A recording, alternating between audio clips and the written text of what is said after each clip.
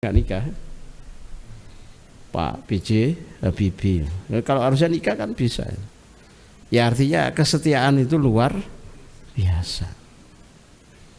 Walaupun poligami ada judul yang tersendiri, tapi bagaimana seseorang mau dipercaya pada kebaikan ditambah kebaikan kalau yang Allah manakan saja sudah salah.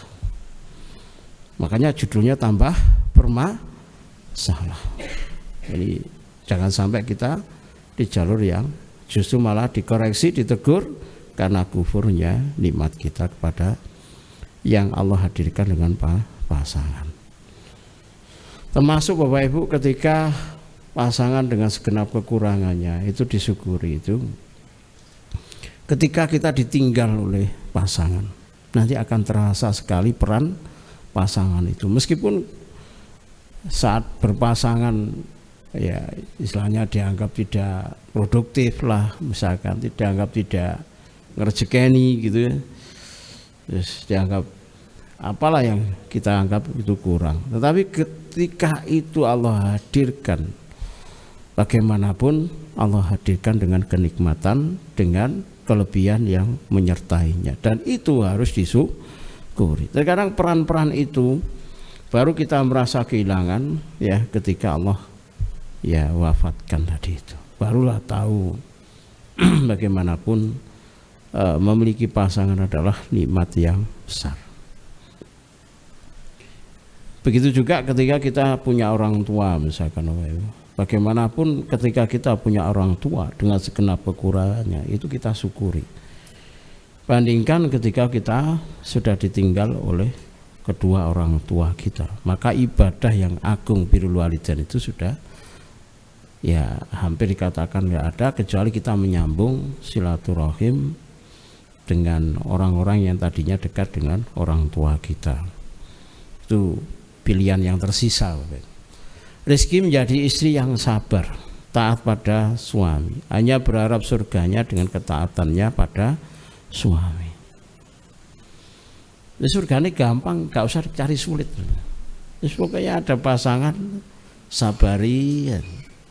Wong siapa Asia saja bisa sabar dengan Fir'aun. Saya tanya sekarang, siapa yang suaminya Fir'aun? Enggak ada. Ngono kok ya arepe gantung diri, sing bunuh diri, sing lapo ngene lho. Hanya karena misalkan di poligami, ngapain bunuh diri? Ikan betul kan? Ini saya nggak membela para suami yang mau poligami, enggak juga. Karena bab ini itu terjadi, ya. Karena merasa dikhianati, merasa macam-macam lah, ya. Naudzubillah min dzalik. Ya. Bapak Ibu kembali kepada standar hubungan suami istri, gitu ya. Bahwa menjadi istri yang sabar, taat pada suami, hanya berharap surganya dengan ketaatannya pada suami, itu sudah pintu surga tersendiri. Jangan sampai pintu surga ini dicabut oleh Allah karena ketidaksyukuran kita, nggak sabarnya kita. Rezeki memiliki anak yang soleh, solehah meski dunia kurang. Ya, kalau tadi itu ya sebaliknya ya, Bapak Ibu. Tadi yang suami melihat pasangannya itu harus disyukuri. Yang ke-32, rezeki memiliki anak yang soleh, solehah meski dunia kurang. Meskipun soleh dan solehahnya itu berproses. Tolong diingat ya, berproses. Jangan minta instan. Wong awake dhewe orang tua ya gak instan. Pemane biyene apa? Hijrah. Terus kepengin anake di jalur apa? Santri soleh itu rada gak masuk akal kan itu iya mohal, terlalu ketinggian mimpinya, nggak berproses secara alami, secara nalar yang benar. Jadi rezeki memiliki anak yang soleh itu masya Allah, anak yang soleh itu sudah masya Allah. Apalagi kalau perempuan ya, pertahankan kesolehannya lalu kemudian dinikahkan, maka orang tua itu akan mendapatkan surga. Lihat, di surga itu sebenarnya rezeki yang ditawarkan mudah bagi orang mukmin. Ya, Kalau kemudian pada bab-bab ini ada ujian-ujian, ya lumrah. Orang hidup itu pasti ada ujian. Nggak ada ujian ya bukan hidup. Kemudian rezeki bisa ngaji gabung dengan rumah dakwah. Kayak nulis yang ini ya. Saya ya rezeki ngaji-ngaji di tempat lain. promosi terhubung dengan Masjid Taubat. Kenapa saya menyebutkan ini Bapak Ibu? Bukan membanding atau bermaksud untuk meninggikan, enggak. Karena yang lebih memadukan rasa beragama, keilmuan lebih utuh mungkin di sini. Di tempat lain itu kan setan itu kan sudah di-expiredkan gitu kan gitu ya. Pembahasan setan itu kan jauh, setan kono nang kuburan gitu kan. Sedangkan di sini itu kan dikit-dikit mesti bersinggungan sama apa? Setan. Jadi kita ngikuti petunjuk Allah dan Rasulnya bahwa setan ini musuh abadi 24 jam. Kan begitu. Sehingga saya katakan rezeki bisa ngaji gabung dengan rumah dakwah itu ya. Kenapa? Karena ada keistimewaan. Apalagi dikit-dikit jadi kan bisa punya garansi untuk bisa diterapi lagi. Masya Allah kan. Ya, itu luar biasa. Ya, saya ingin menunjukkan bahwa ini nikmat dari Allah, bukan kaitannya sama saya atau tim atau pengurus dari rumah dakwah atau Masjid Taubat dan seterusnya. Rizki bisa berdoa, berzikir, mulazamah, tauhid dan lain-lain. Alhamdulillah kan. Bandingannya dengan orang yang sudah mati, yang sudah tidak bisa taat lagi sama Allah, tidak bisa lagi berdoa, tidak lagi bisa berzikir, tidak bisa mulazamah kitab tauhid, ya jauh. Nah, rezeki-rezeki yang seperti ini harus dipertahankan, jangan sampai tertutupi dengan urusan dunia lalu kemudian jadi teguran dari Allah. Rezeki bisa ke tanah suci baik haji atau umroh. Ini di level yang berbeda Bapak Ibu. Karena ketaatan di tanah suci level yang jauh berbeda dengan di tanah air. Semua saja harus memohon kepada Allah, jangan pakai nalar. Duit teko endi dibuang mesti ngajeni. Harus menginginkan dengan kuat, bahkan sampai nangis-nangis untuk bisa mendapatkan panggilan menjadi tamu Allah Subhanahu wa taala. Bapak Ibu, bukan masalah uang, bukan masalah ke tanah suci kalau menurut saya. Masalah yang sesungguhnya apa? Apa?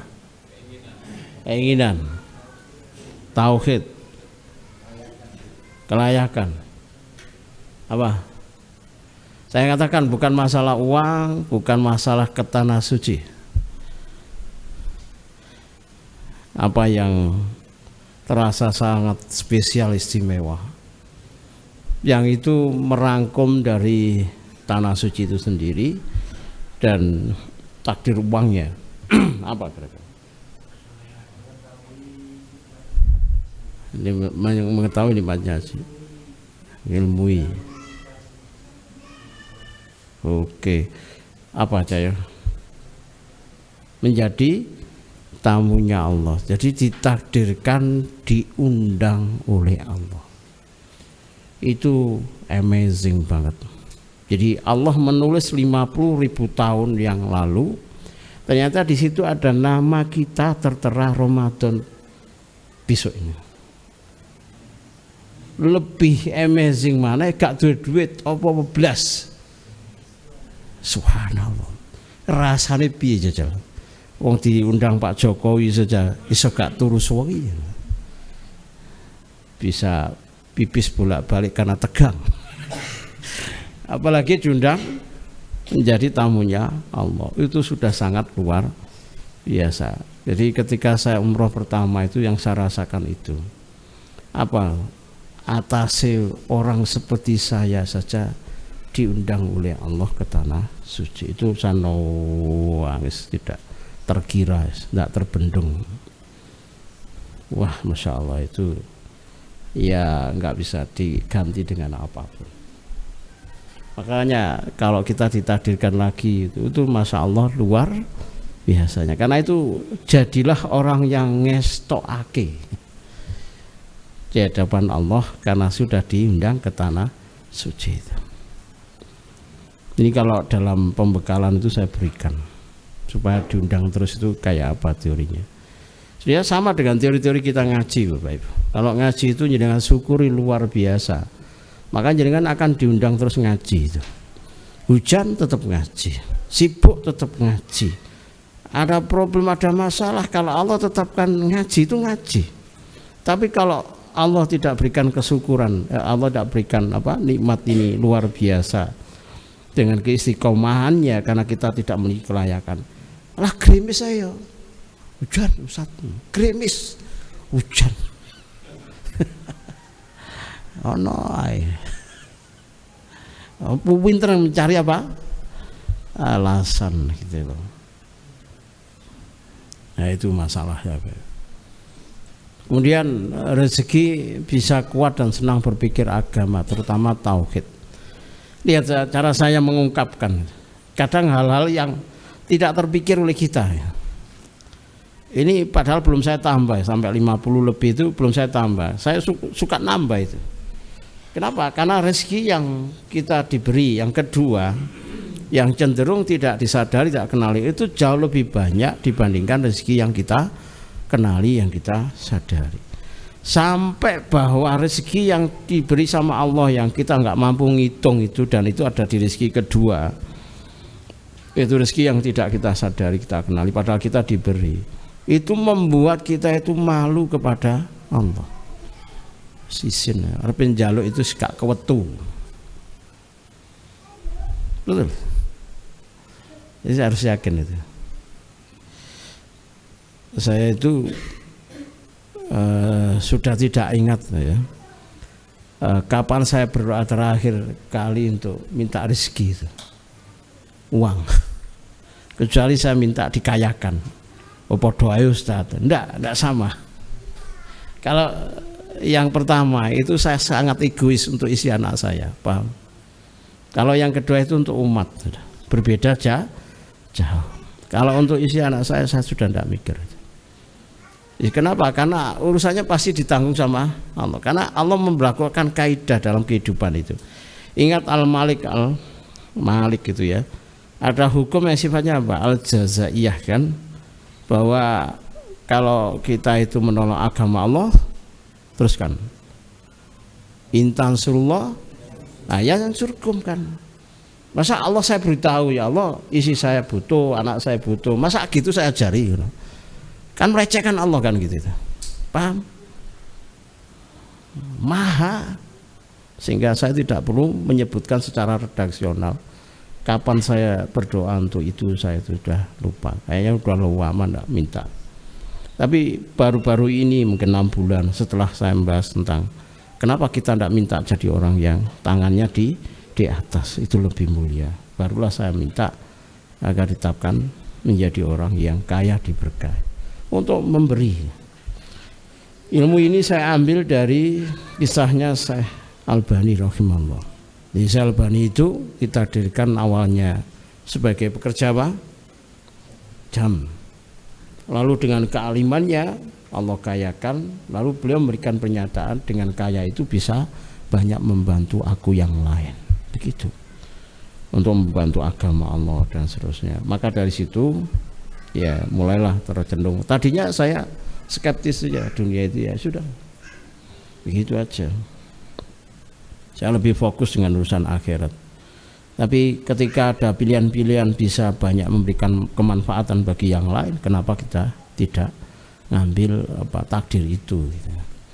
Sehingga Bapak Ibu kembali kepada tauhid ini Bapak Ibu, bahwa rezeki berpikir terus tentang ketauhidan itu nikmat yang luar biasa. Karena nggak semua orang mau berpikir tentang Allah yang menghidupkan dirinya, yang memberi nikmat dirinya.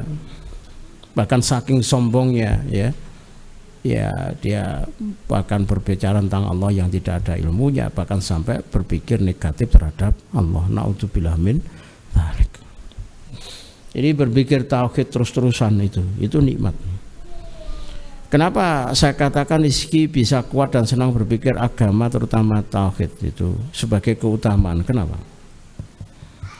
Siapa yang bisa jawab sesuai, saya kasih 200.000. Lumayan angka-angkatannya rada gede nominalnya. Jadi itu rada angel. Mungkin banyak yang bisa jawab tapi gak cocok dengan pikiran saya. Kenapa Bu? Nomor 36 itu sebagai kenikmatan.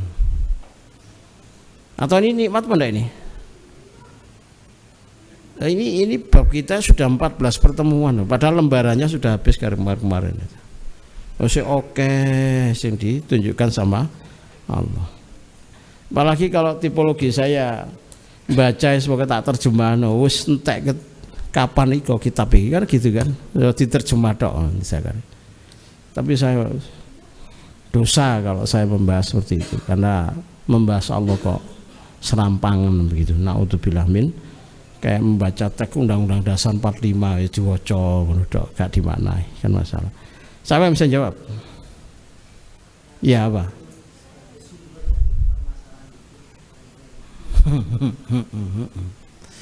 Mantap bes. Iya, 300.000 tak naikkan lagi, lumayan itu, kena biaya hidup 1 minggu plus keren. Bisa jawab. Jadi kan punya Allah. Kenapa enggak berdoa kepada Allah? Ya Allah beri bocoran jawabannya. Udah enak. Ono malaikat akeh. Ya Allah, tolong malaikat bisa memberitahu saya ya Allah. Kenapa enggak bisa?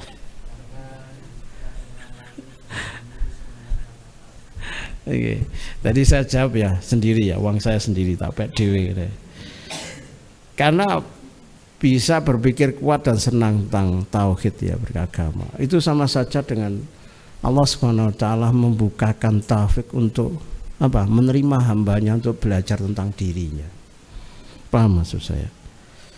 Artinya ketika Allah membukakan diri Allah untuk dipelajari, dipahami oleh hambanya, itu luar biasa. Wong atase aku ae lho. Kok ya dijini iso apa? Mempelajari tentang kemaha kuasaannya Allah Subhanahu. Paham maksud saya? Sebab ini kan sedang mempelajari siapa tuh? Allah di mana? Di Arsy-Kan yang menciptakan kita, yang maha. Coba kalau kita nggak diizinkan, bisa nggak kita memahami sampai lekuk-lekuknya, sampai detailnya? Kan nggak bisa. Bayangkan Allah membukakan pintu-pintunya, menarik hijab-hijabnya untuk kita belajar tauhid. Paham maksud saya? Padahal kalau jenengan belajar, mau tahu kayak apapun, belum tentu hijab itu dibuka. Belum tentu jenengan paham dibukakan ini. Sehingga kalau kita itu bisa terus belajar tauhid dan senang berpikir tentang tauhid itu, sebetulnya apa? Di balik itu Allah membukakan apa? Rahmatnya, anugerahnya agar kita bisa mempelajari. Yang selama ini bisa mengikuti itu syukuri betul, karena ya masing-masing daya serapnya berbeda. Kalau jenengan bisa mengikuti sampai nilainya 100 di teorinya, Masya Allah, ya, itu luar biasa. Maka ada makom yang khusus istimewa di situ, gitu loh. Sehingga Bapak Ibu, saya pernah menyampaikan waktu masjid ini belum jadi itu di rumah dakwah di belakang kita itu kan, bahwa belajar tauhid itu tidak semua orang dipilih sama Allah. Belajar tauhid itu adalah orang-orang pilihan. Ya, pertama materi tauhid itu kalau dijelaskan tidak detail dengan tidak lebih apa? Bahasa hati, itu banyak ngantuk. Tauhid itu berat. Secara teoritis ngantuk. Itu karakter tauhid itu nggak semua orang suka dan tidak semua orang bisa jelentreh. Bahkan kita pernah di momen-momen belajar tauhid itu saya tanya kepada jamaah, gimana, merasakan enggak nikmatnya saat ini? Rasa, hampir semuanya merasakan ada sesuatu yang amazing Allah hadirkan di majelis itu. Cari kajian yang waktu di rumah dakwah itu ada statement yang saya lemparkan pada jamaah. Jamaah menyatakan itu, menyadari itu, merasakan semua, karena semuanya merasa terkoneksi dengan materi yang itu diberikan rahmat oleh Allah, sehingga manisnya iman itu bisa dirasakan di majelis. Tidak semua orang dipilih belajar tauhid, dan saat belajar tauhid tidak semua orang juga daya terimanya sama, tidak semua bisa terima sebanyak-banyaknya. Nah, bayangkan ada orang dipilih belajar tauhid, terus Allah membukakan diri untuk dipelajari hambanya. Kita sedang mempelajari Allah Subhanahu wa Ta'ala. Nikmat apa lagi yang lebih tinggi dari itu? Sehingga kalau nomor 36 ini jenengan tidak nyadari di dalamnya isinya apa, ya jenengan ya hanya sekedar Allah, sudah gitu aja. Bapak Ibu, terhadap hal-hal yang seperti ini saya lebih bahagia dibandingkan dunia seisinya. Kalau dalam kajiannya kitab Fawaid ya, Imam Ibnu Qayyim itu menjelaskan bahwa tauhid itu, kalau jenengan masih ingat, diibaratkan apa? Cermin yang paling bening, jernih, baju yang paling putih, air yang paling bersih, sehingga kalau ada noda sedikit itu pasti ketahuan. Itu artinya di sisi yang lain Bapak Ibu, kalau orang tauhidnya selevel itu, maka membahas tauhid itu akan terasa sangat nikmat begitu. Nah, tauhid itu apa? Kalau dipelajari dengan benar, itu rasanya adalah halawatul iman, manisnya iman, lezatnya keimanan. Sehingga kalau saya bahas seperti ini, kenapa agak lama itu? Karena di dalam tulisan ini itu ada rasa yang kalau jenengan diberi sama Allah itu manis gitu ya. Kenapa menjadi lama, senang? Itu karena ada kelezatan di dalam belajar tauhid Bapak. Dan kalau sudah tauhid jenengan diberi sama Allah keutamaannya, artinya jenengan belajar tentang Allah dibukakan, taufik Allah bisa dipelajari, jenengan merasakan tambahnya ilmu luar biasa, tambahnya rasa manisnya iman luar biasa, maka dunia itu akan terasa tidak ada nilainya gitu. Tetapi kalau jenengan belum merasakan manisnya iman, jenengan pasti berjuang terus untuk apa?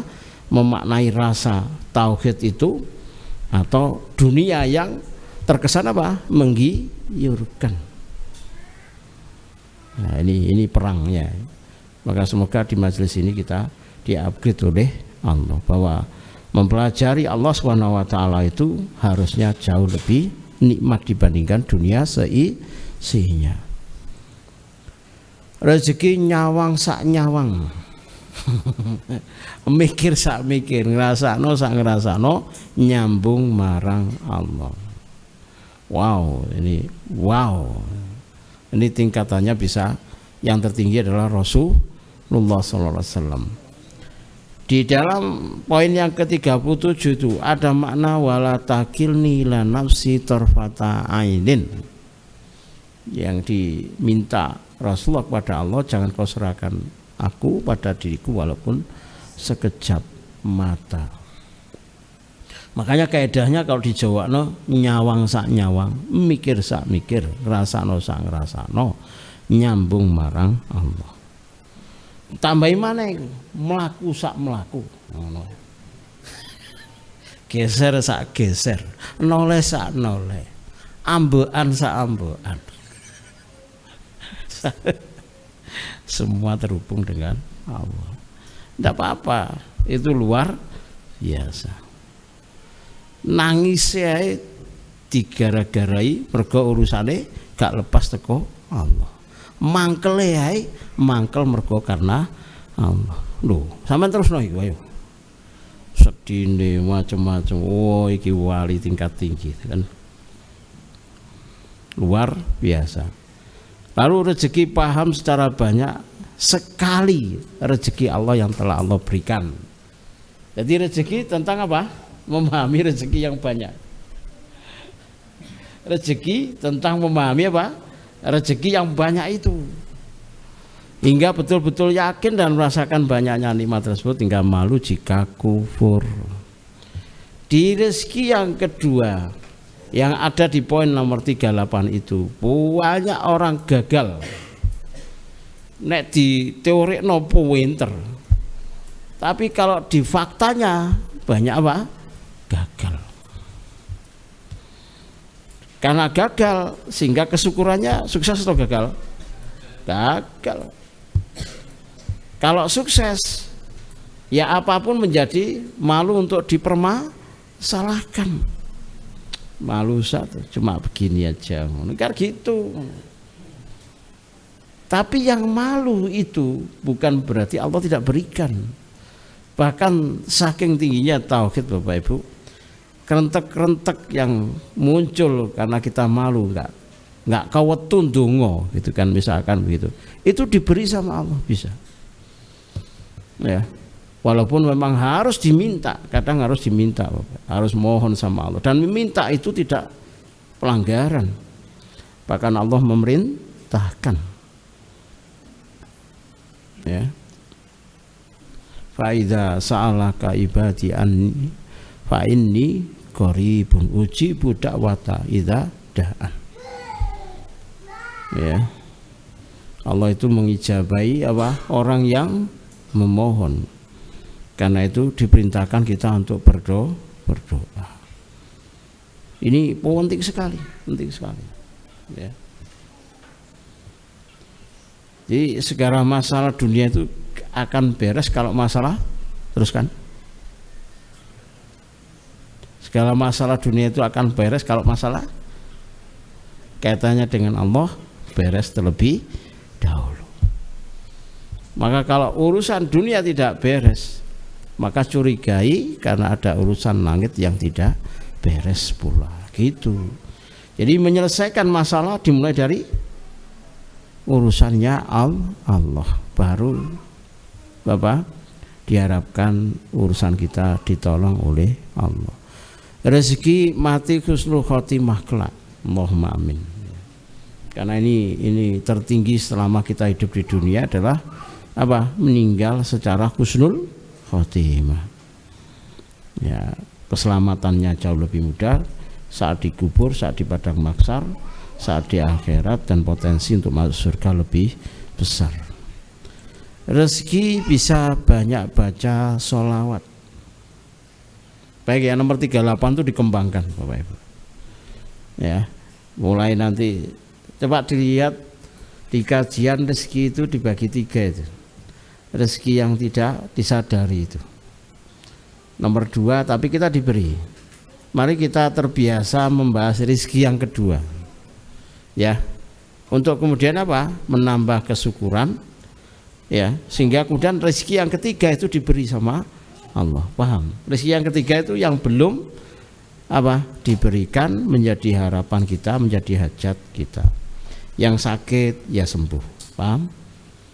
Ya, sakit itu berharap sembuh, tetapi teorinya apa? Kenali rezeki yang Allah berikan, yang cenderung kita tidak kenali, tidak sadari, bahkan di situ tidak kita syukuri. Bahkan bisa saja bahwa rezeki yang diberikan oleh Allah tentang tauhid, tentang sunnah itu jauh di atas definisi apa nikmat yang dia bahasakan dari sakitnya itu. Paham ya? Kalau rezeki-rezeki yang utama itu disyukuri, maka urusan yang di bawahnya termasuk definisi sakit itu akan mudah untuk disembuhkan oleh Allah. Sebab begini Bapak, teorinya begini. Apa jadinya kalau sakit itu tidak begitu diperhatikan? Karena itu sesuatu yang lumrah menimpa siapapun, wajar. Orang sakit itu dari dulu, zaman Rasulullah juga terjadi kan begitu. Bahkan Rasulullah SAW pun mengalaminya, sehingga itu tidak masalah yang utama. Masalah utama adalah masalah tauhid kita, sunnah kita, ketaatan kita. Nah, pada saat kita ini membalikkan bandul timbangan rasa syukur, mengenali nikmat yang besar dari tauhid, di ketaatan, di sunnah, nikmatnya tobat macam-macam, terus nikmat sakit yang masih dalam ujian kita belum sembuh, bisa enggak di situ yang tidak begitu digubris itu terus gampang sembuh? Bisa enggak? Sangat bisa. Itu dalam teori medisnya kan sudah dimasukkan di bab psiko, neuro, imunologi, bahwa psikologi seseorang itu mempengaruhi neuron sarafnya. Orang itu kalau bahagianya banyak, dia bisa enggak menyembuhkan penyakitnya? Sangat bisa. Pilih mana, bahagia banyak atau sedikit? Utangnya akeh bahagia atau kejut? Ada masalah tetap bahagia atau suntrung? Bahagia. Kalau bahagia itu kan memenuhi standar nikmat syukur yang harus nikmat yang harus disyukuri. Jangan masalah yang cuma 1, 2 terus membalikkan situasi.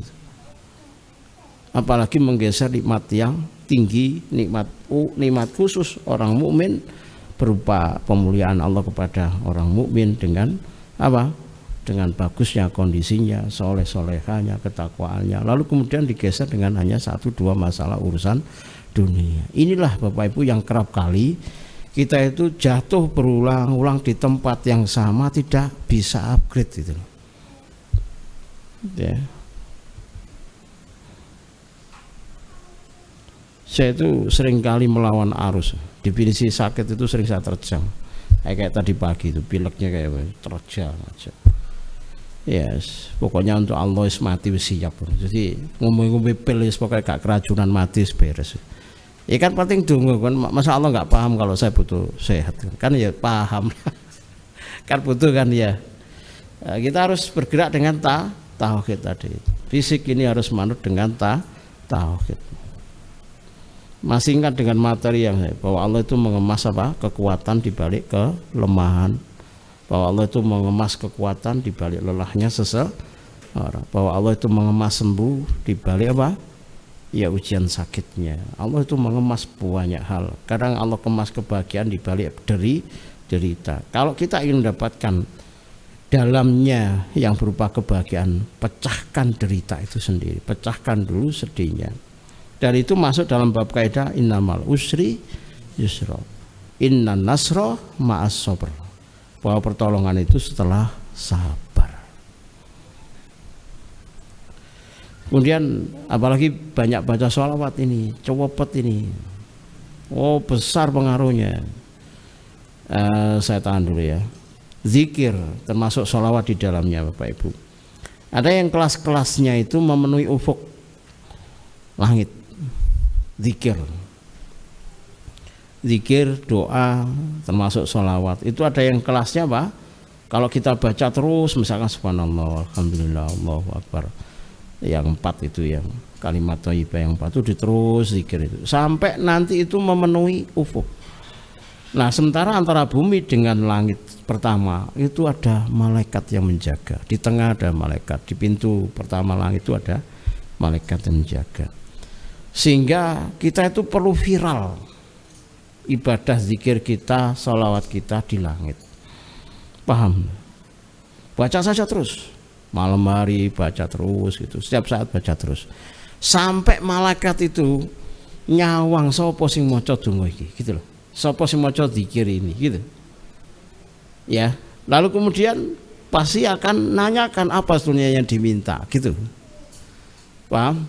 Nah, doanya malaikat itu mustajab. Ini ada nasnya, ada dalilnya ya. Ini saya dulu pernah ujian nahwu. Saya kan dari SMA. Masuk pondok langsung bahasa Arabnya lawan kudus-kudus pati itu yang pinter-pinter. Ujian nahwu kitab gundul itu mah tawabel gitu. Malamnya itu saya wiritan. Salat malam gitu ya. Pokoknya ini kalau diadu sama yang lainnya kan saya kalah kan gitu ya. Terus ujian ini pengalaman saya. Saya berbagi ilmu. Waktu saya ujian itu saya zikir saja.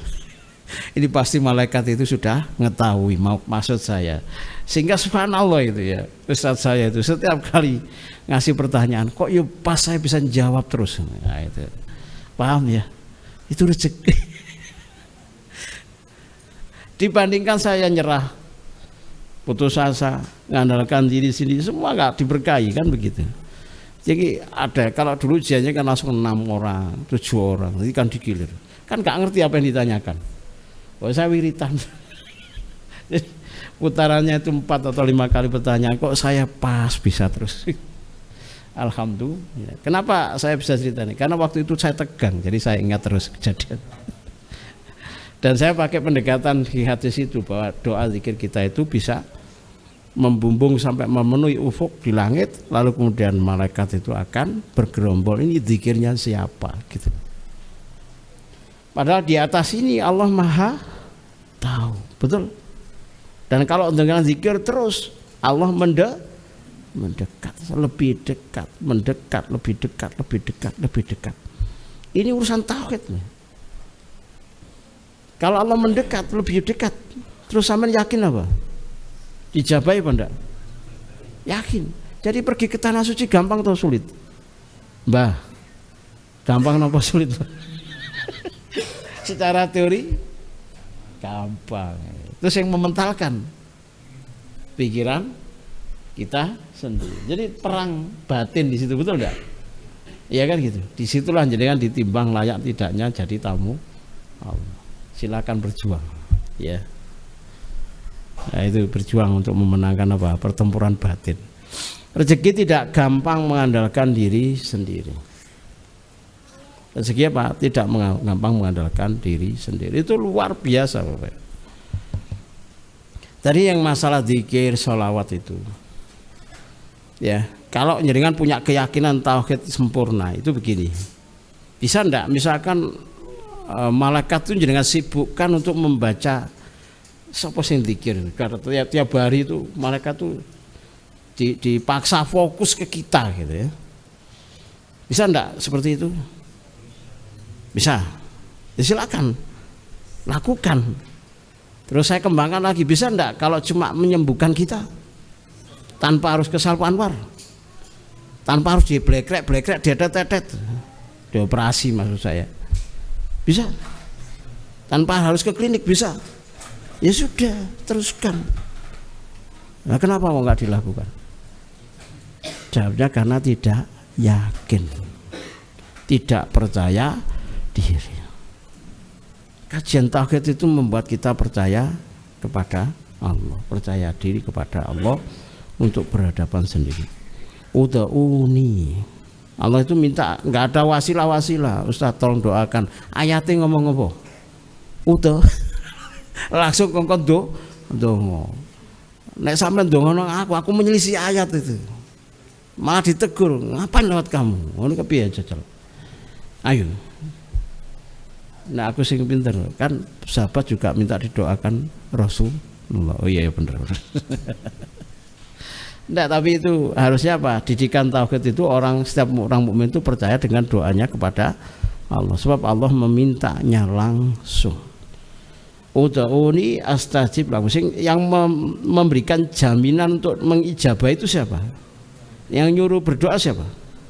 Ya sudah, kenapa enggak dijabahi? Kenapa?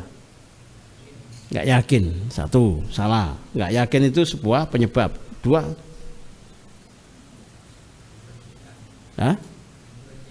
gangguan setan. Dua, baik terus saya jawab. Gangguan setan. Ketiga, belum beres masalahnya dengan Allah. Apa itu? Belum beres itu apa itu? Takwaan. Kaya apa nek beres takwa?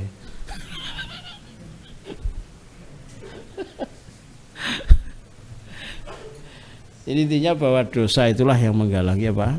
Diijabahnya doa. Dosa itu. Dosa yang membuat kita ragu. Dosa yang membuat kita tidak yakin. Ada banyak dosa. Yang kedua, isi dari doa itu kontennya juga penting. Kalau isinya tidak logis ya salah. Pada dasarnya doa itu selalu dijabahi oleh Allah. Kalau tidak ditunaikan saat di dunia, disimpan di akhirat. Tapi misalkan Bapak Ibu jenengan sakit terus ndonga ya ini mosok gak iso sembuh itu. Kan bisa. Berarti apa problemnya? Kira-kira apa? Kalau jenengan sudah ngaji lama itu, kenapa enggak Allah sembuhkan? Apa problemnya? Satu. Dua. Apa? Kurangnya ketaatan. Satu. Yang lain.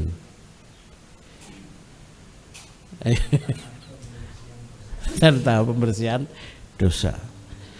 Bisa enggak Allah tidak mengijabahi karena sebab kita mengangkat sesuatu yang seharusnya tidak terlalu tinggi kita anggap tinggi? Bisa enggak?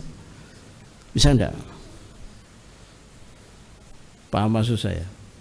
Wong urusan ngono ayo kalau ndonga dermimil gak karu-karuan. Lah ibadahnya malah gak disyukuri. Kan gitu kan malaikatnya yang gremeng. Iki sakjane kleru oleh ndonga. Bisa ndak kayak gitu? Jadi mengangkat masalah yang seharusnya tidak terlalu masalah. Sedangkan dia diberi kenikmatan yang luar biasa, istimewa, tidak disyukuri. Jadi salah menimbang apa? Nikmat, lalu salah menempatkan rasa syukur. Bisa saja dari situ tidak diijabahi. Yang kedua, bisa saja doa kita tidak diijabahi karena ada orang yang lebih baik sakit. Kenapa begitu? Ya karena dengan sakit itu dosanya titik. Mungkin tak sehat dosanya tambah. Makanya buat kelayakan untuk apa? Bahwa sembuh saya adalah sembuh yang diberkahi. Nah, sembuh yang diberkahi itu termasuk bahwa saya menghamba sama Allah itu tidak dipersyaratkan harus sembuh. Betul enggak? Ayo coba. Bapak Ibu, saya cadal dulu. Bahwa saya menghamba sama Allah itu tidak dipersyaratkan harus sembuh. So, menghamba kepada Allah itu dibutuhkan keikhlasan, baik kita sehat maupun sakit. Dan orang yang sakit justru penghambaannya 2 kali lipat daripada orang yang sehat.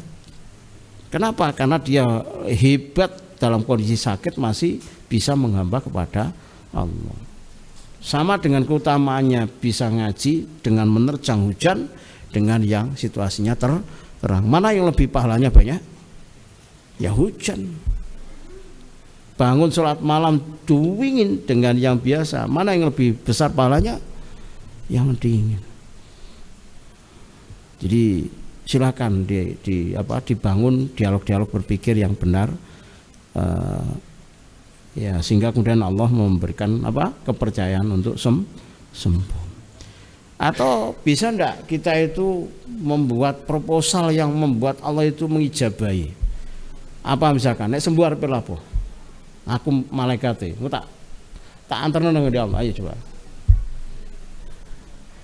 Ayo. Ale nek ngono tok wis gak. Wis gak. Asik wae gak menulis standar apa proposal yang bagus. Proposal iki sing tenanan ya udah. Saya dekannya ala proposal ini balik wis tak oret-oret balik perbaiki. Ini ada Pak dosen. Proposal apa? Skripsi. Jiplak sama jiplak. Kan gitu. Lalu kalau jenengan ya Allah kalau saya sembuh saya akan begini. Pertanyaannya. Lah gitu aja kok nunggu sembuh. Coba ya. Kan masalah. Ini dialog ketinggian seorang hamba tauhidnya dengan Allah Subhanahu wa taala. Naikkan Bapak Ibu cara kita untuk berdialog dengan Allah yang luar biasa. Kemudian rezeki dipercaya Allah menjadi orang yang banyak merintis kebaikan. Judulnya apa? Mafatihul Khair. Wong kok kreatif tapi di amal.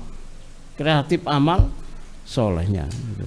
Banyak ide-ide cemerlang untuk dakwah, untuk berbuat amal soleh. Jadi otaknya itu berkah. Dipercaya sama Allah punya ide-ide kebaikan banyak, punya ide ini. Untuk bisa menjadi nomor 42 ini, orang itu paling standar, paling gampang itu tipologi seperti apa?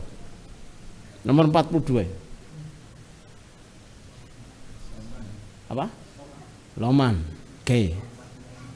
Rahmatnya yang besar terus. Karena setiap yang saya ketik itu kan ada argumentasi. Baik untuk bisa dipercaya menjadi pembuka kebaikan orang yang didoakan Rasul tuba liman jalallahu mafatihal khair.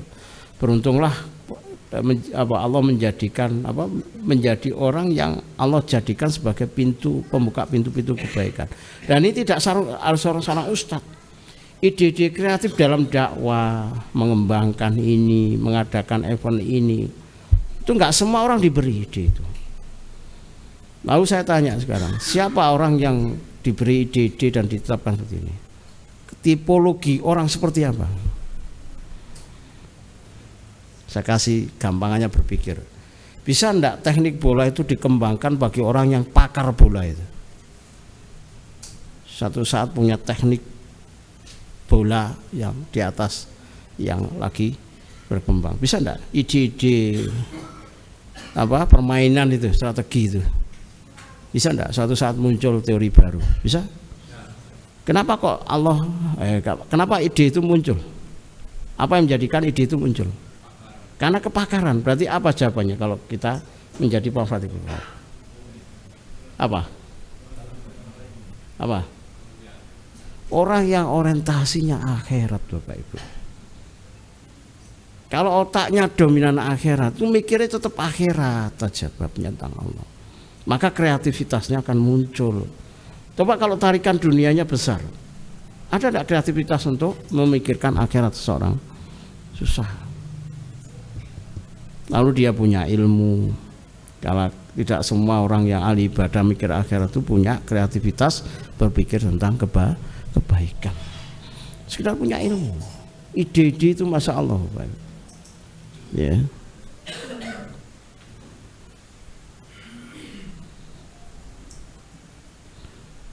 Misalkan ada setiap kajian begini ada notulen gitu ya, notulen yang nulis, yang dia meresum, lalu di share, dibagi. Bagus apa enggak? Kang ini Mbah Amin sing sepuh-sepuh bagus apa enggak? Kenapa idenya lewat saya? KPKP kok lewat aku? Ayo. Kan gitu masalah. Tapi di tim kita ada yang nulis, ini dirangkum dalam teks itu ada, dan di beberapa judul itu kita ingin jadikan buku, termasuk masalah pembahasan rezeki ini karena menyangkut orang banyak. Kemudian rezeki bisa menghilangkan penyakit hati dan akhlak yang buruk. Lihat, yang saya bahas ini hal-hal yang bahkan mungkin kita jarang syukuri gitu kan. Kadang Allah SWT berikan kita istighfar karena kesalahan, astagfirullahaladzim, kenapa saya tadi begini, tapi itu tidak dikonversi sebagai nikmat.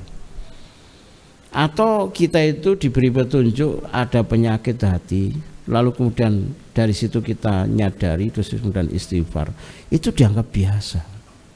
Jadi kadang begini Bapak Ibu, tingkatan kita menghargai nikmat itu yang masih levelnya sangat materialisme, sangat rendah, dunia nyata yang sifatnya kebendaan. Itu yang menyebabkan kita itu selalu di situ saja makomnya itu. Jadi kalau kita hitung nikmat itu tentunya tidak pernah bisa, luar biasa banyaknya. Rezeki bisa menghilangkan penyakit hati dan akhlak yang buruk. Cara menghilangkan, berdoa kepada Allah gitu. Jadi petunjuknya bahwa ini penyakit hati, ya Allah saya tidak ingin, ya saya tidak ingin ini ada, ya Allah cabutlah penyakit ini ya Allah di hati saya, astagfirullahaladzim saya. Itu rezeki besar itu. Yang lainnya cuma golek duit, tapi bababnya hanya di umum, sampai ndongone itu sampai jeli-jeli seperti itu kan kayak dokter spesialis, subspesialis gitu loh. Paham ya, bahwa rezekinya sudah diarahkan pada apa? Iya, diberi petunjuk tentang saya punya penyakit hati, lalu dari situ dia merasa ya tersiksa dengan penyakit hati itu, lalu kemudian dia tahu kemana dia harus berdoa mohon kepada Allah untuk menghilangkan itu, dan kemudian betul-betul dihilangkan. Kepentingan ya Bapak Ibu menganggap itu sebagai perusahaan besar itu sudah luar biasa, itu ketinggian makom seseorang di sisi Allah. Sementara ada orang cuma ribet dengan urusan dunianya. Paling persoalan yang diminta ya persoalan yang di kelas rata-rata. Kalau ini kan di atas rata-rata. Jadi kadang kita perlu memaknai derajat kita di sisi Allah itu sampai sedetail-detailnya berkaitan dengan nikmat yang Allah hadirkan tadi itu. Kemudian rezeki kelembutan hati, Bapak. Karena itu masya Allah, karena ini meneladani akhlak Rasulullah SAW. Inna rifqa yakunu bisa ila zanah wala apa yanzi'u bisa ila sanah. Bahwa kelembutan itu tidaklah ada pada sesuatu pasti membuat indah. Sebaliknya keras itu, kaku, kasar itu tidaklah ada pada sesuatu pasti membuat buruk. Bangun cor-coran iki nek tukangi kuline padha ngamuk karena bayarannya telat. Kira apa presisi apa ndak itu? Melewedot ngono, sengaja digawe ngono. Bahkan pokoke terpaksa semene iki ana didik ae. Semene dikorupsi. Usine kok ana sing cilik baru tekokno kok meliur. Kasar. Kenapa ya? Karena tadi itu. Tapi coba kalau orang itu dalam posisi tenang mengerjakan, ya memiliki kelembutan dengan apa profesionalitas kerjanya, maka hasilnya akan lebih luar biasa. Tapi masalahnya lama, ya justru itu namanya lembut, pelan pasti lama. Apa borongan cepet tapi kasar terus ambruk, ya kan masalah. Hubungan suami istri saja kalau tidak didasari dengan kelembutan yang terjadi apa? Cerai mas, wis talak telu, talak pitu, cerai aku. Kemudian dikasari, dilecehkan, dihina, waduh sudah di kebun binatang no, tambah. Ini masalah. Sementara coba rumah tangganya Rasulullah SAW kayak apa coba? Oh masya Allah jauh. Padahal rumahnya cuma 3 kali 4 berjejer-jejer standar banget. Tapi soal kelembutan itu tidak ada yang bisa mengalahkan. Manusia yang paling lembut setelah Rasulullah adalah sahabat Abu Bakar. Saking lembutnya waktu turun surat apa? Al-Maidah apa? Al-yauma akmaltu lakum. Yang lainnya pada biasa gini. Sahabat Abu Bakar itu dianggap gembeng nangis. Nangis. Sahabat Umar mempertanyakan, kenapa kamu nangis? Dijelaskan bahwa tidakkah kamu tahu ayat itu berarti Rasulullah akan sebentar lagi meninggalkan kita, akan wafat. Yang lainnya demi menerima penjelasan sahabat Abu Bakar jadi nangis semuanya. Jadi kelembutan itulah yang menjadi sebab orang bisa menangkap hidayah sampai subspesialis detail-detail. Kelembutan yang membuat kasar itu dosa plus jinnya, maka orang harus dibersihkan. Kasar lepas keluar sampai kemudian lembut betul. Dan apalagi syarat seorang pendakwah Bapak Ibu itu kelembutan itu harus dimiliki. Kalau tidak, wah kacau, konyol, lari. Bahkan Rasulullah SAW pun ya kalau tidak dengan kelembutan maka sahabat itu banyak yang meninggalkan. Jadi dimanapun kasar, kaku itu tidak disukai. Nah, bagaimana kalau jenengan punya hati yang lembut, lalu ngomong itu gak mengerukan hati orang, lembut, orang itu kena gak kroso. Oh, ada orang ngomong beno, masa bodoh, gue pikirin lu, jadi ayam jago banget. Sini rajanya aku Sumar nurut. Naudzubillah min. Ini masalah. Sekarang saya tanya, bagaimana seseorang yang menghamba terus kepada Allah, terus berilmu, tidak lembut hatinya? Coba saya tanya. Apa yang membuat orang itu kasar, keras? Karena dosa, karena kesalahan pendidikan, karena tekanan apa? Sosial, karena problem yang dia apa? Terima, lalu dia mengandalkan diri sendiri. Tapi kalau orang itu selalu terhubung sama Allah, lalu dia bisa jauhi dosa, bahkan trauma-trauma itu bisa hilang kalau orang itu terus mendekat kepada Allah, maka hatinya akan lembut. Orang tua itu harus punya kelembutan, bapaknya, yes, ibunya, suami harus punya kelembutan, istri harus punya kelembutan. Paling tidak diantara dua itu harus punya kelembutan. Kalau sama-sama kasar, bentet, gitu. Lembut masih kurang, harus kuat. Kalau lembut-lembut jadi lembek. Yang membuat kuat tauhid seseorang, kan gitu. Jadi rezeki kelembutan hati itu sebetulnya topangan dari tauhid sama bersihnya hati seseorang. Kenapa lembut itu Allah berikan? Karena orang itu tidak ingin menyakiti aku yang lain. Karena itu dia bergerak dengan hatiannya, dengan kebersihan hatinya. Nek ngomong ditoto, santun, masya Allah, itu luar biasa. Kemudian rezeki kedekatan dengan Allah. Secara umum kita ini punya kelebihan dan kekurangan. Yang paling penting selama kita dekat dengan Allah itu syukuri betul. Kemudian rezeki penyayang kepada anak kecil dan hormat pada orang yang lebih tua. Karena akhlak itu nanti bicara seperti itu. Ojo gampang jangkar sing cah nom ke yang tua. Ya, jangan sehebat-hebatnya kita dengan keilmuan lalu kemudian kita tidak punya akhlak, tidak punya ketawaduan. Ya, orang itu pasti nyacat, pinter tapi megeliati. Harus penyayang betul. Rasulullah SAW itu sangat menyayangi apa? Dunia anak. Kan jangan tahu bagaimana sholatnya saat beliau sujud kemudian tertahankan semua kan sampai sahabat itu menduga bahwa Rasul lagi menerima wahyu. Ternyata apa? Setelah cuma karena apa? Cucunya menjadikan beliau kuda. Istinain, dobrak. Itu sholat saja sampai apa? Bisa dikalahkan itu. Tapi kalau sama nek kene ojo. Nek masjid jami sama ngono. Kurang sampai jamaah itu ndelongok ngene. Oh, anak gak dididik, gak sopan. Itu kejadiannya di masa Rasulullah. Ilmunya apa? Semua dilembutkan oleh apa ajaran Rasulullah SAW tunduk. Kalau sekarang, waduh, sudah digoreng. Rezeki menjadi orang penyayang kepada binatang, Bapak Ibu. Kalau nggak percaya, gara-gara kucing orang masuk neraka, gara-gara anjing orang masuk surga.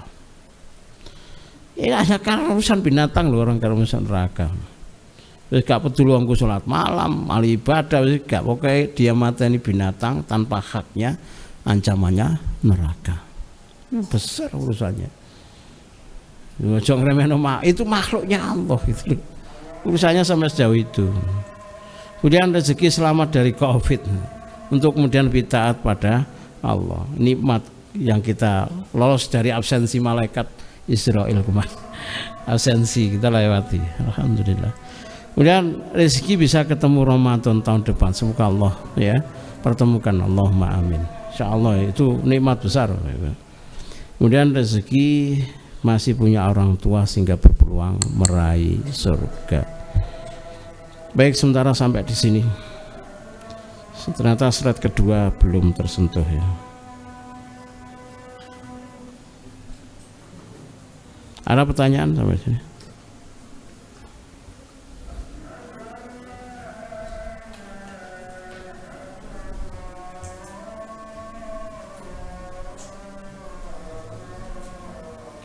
Ada yang tanya Bapak Ibu?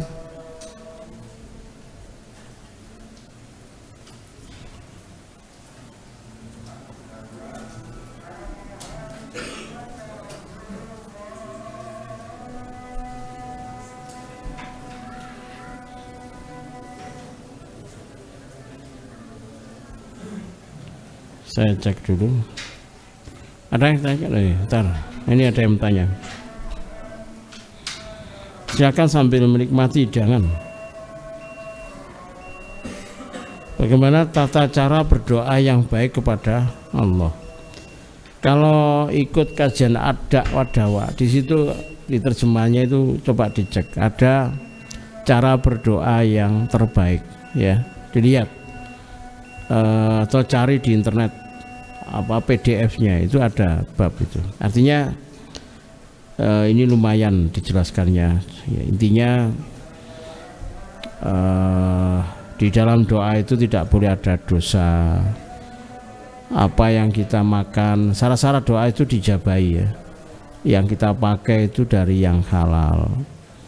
Kemudian dalam kondisi mulakin diulang-ulang. Dalam kondisi tidak lalai, yakin hatinya. Kemudian menghadirkan kekurangan dirinya, dosa-dosanya. Jangan minta saja dosa-dosa kita banyak, itu jangan. Kemudian dihadirkan sholawat di situ. Kemudian dalam kondisi wudhu, menghadap kiblat di waktu yang paling bagus pada sholat malam. Allah turun di sebelah malam yang akhir begitu. Apalagi diikuti dengan sedekah, buka ketang nasi 1 bungkus. Maka doa seperti ini kata Ibnu Qayyim hampir selamanya tidak akan pernah ditolak. Hampir artinya doanya itu dijabahi dan seterusnya akan diterima oleh Allah Subhanahu wa taala, mustajab. Bagaimana tips agar tidak sering mengandalkan diri sendiri? Perbanyak zikir. Ya, zikir terus itu. Itu nanti mendidik persepsi kita, otak depan ini untuk selalu terhubung sama Allah. Lalu yang kedua, mengisi alam bawah sadar. Alam bawah sadar zikir itu ya setiap saat, bahkan keperucutnya zikir. Ya. Kemudian ya itu sama saja mengundang rizki zikirnya. Jadi zikir 1 diberi zikir 2, begitu ya. Zikir 10 dikasih tambahan 2, 3, 4, 5. Kalau zikir terus ya akan tambah terus. Jadi dengan selalu zikir, maka kebiasaan mengandalkan diri sendiri itu bisa dikurangi, insyaallah. Selanjutnya ya belajar tauhid itu. Baik Bapak Ibu, cukup ya. Kita akhiri, wallahu a'lam bishawab, wallahu musta'an, barakallahu fikum. Subhanakallah wa bihamdika, asyhadu an la ilaha illa anta, astaghfiruka wa atubu ilaik. Assalamualaikum warahmatullahi wabarakatuh.